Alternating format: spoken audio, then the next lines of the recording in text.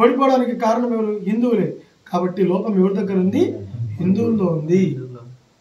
హిందువులను చైతన్యం చేస్తే ఈ దేశం సుభిక్షంగా ఉంటుంది. కాబట్టి హిందూ సంఘటన యజ్ఞం కావాలి. ఏం కావాలి? హిందూ సంఘటన యజ్ఞం కావాలి. నలుగురు హిందువులు ఎక్కడ కలుస్తారు?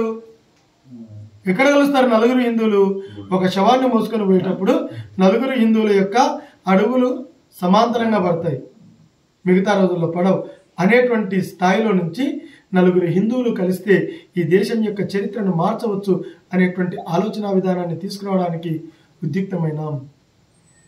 త్రేతాయాం మంత్రశక్తిచ్చ జ్ఞానశక్తిచ్చ కృతయుగౌ ద్వాపరే యుద్ధ శక్తిచ్చ సంఘే శక్తి కలౌయుగే.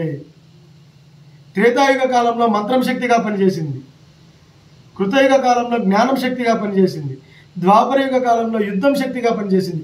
కానీ కలియుగ కాలంలో 10 మందిని కలపడంతోనే ఈ దేశంలో శక్తి ఆవిర్భవిస్తుంది అనేటువంటి సిద్ధాంతాన్ని ఆర్ఎస్ఎస్ నమ్మింది. 1925లో ప్రారంభం చేసిన తర్వాత ఈ వ్యక్తులలో ఉన్నటువంటి మనమందరం హిందువులం, బంధువులం. నువ్వు కులం కావచ్చు, నీ పెళ్ళిళ్ళు కావడానికి బలిజోళ్ళు ఒక కులం కావచ్చు, పెళ్ళిళ్ళు కావడానికి రెడ్డి గారు ఒక కులం కావచ్చు, పెళ్ళిళ్ళు జరగడానికి వైశ్యులు, పెళ్ళిళ్ళు జరగడానికి బ్రాహ్మణులు. కానీ ఈ దేశం బాగుపడాలి అంటే, సంఘటితం కావాలి అంటే హిందూ చైతన్యం కావాలి.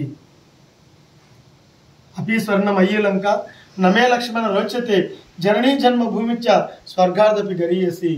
ఉత్తమోత్తమైనటువంటి విలువలను అందించినటువంటి రాముడు కూడా ఈ దేశంలోకి వచ్చిన తర్వాతనే ఈ దేశం నాకు స్వర్గంతో సమానం అని చెప్పాడు. కానీ లంకలోనే ఉండిపోయి రావణాసురుడి దగ్గర ఉన్నటువంటి పుష్పక విమానము, రావణాసురుడి దగ్గర నవనిధులు ఉన్నాయి, ఇక్కడే ఉందామన్నా అని లక్ష్మణుడు అడిగితే, ఓ లక్ష్మణ, ఈ లంక యావత్తు స్వర్ణమయమే కావచ్చు, కానీ నాకు జన్మనిచ్చినటువంటి ఆ భూమి ఏదైతే ఉందో ఆ భూమి నాకు స్వర్గంతో సమానం అన్నటువంటి రాముని దగ్గర నుంచి మనం దేశభక్తిని నేర్చుకున్నాం.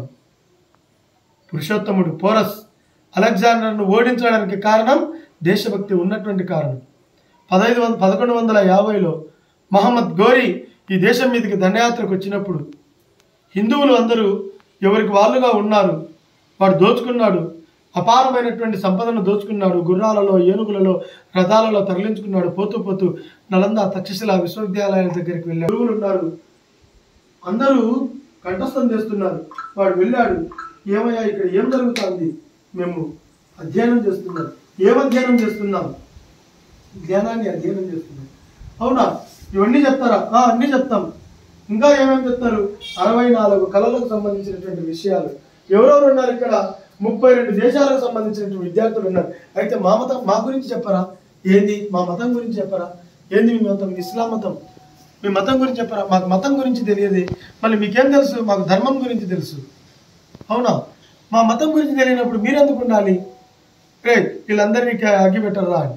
ఆడ ఉండేది 2,000 మంది, ఈడ ఉన్నటువంటి సైన్యం 1000 మంది సైన్యం కూడా లేదు. వీళ్ళందరూ లోపలికి వెళ్ళి నా గంగమ్మే కాపాడుతుంది, నా రాముడే కాపాడుతాడు, నా కృష్ణుడే కాపాడుతాడు, దశ ప్రహరణదారిని 10 చేతులున్నాయి నా దుర్గామాతకు 10 చేతులున్నాయి, ఆమె వచ్చి కాపాడుతుంది. లోపలికి పోయి గడబెట్టుకున్నాడు. ఈడేమో చుట్టకు నిప్పి పెట్టుకొని దాన్ని తాపిగా అగ్గిపెట్టినాడు.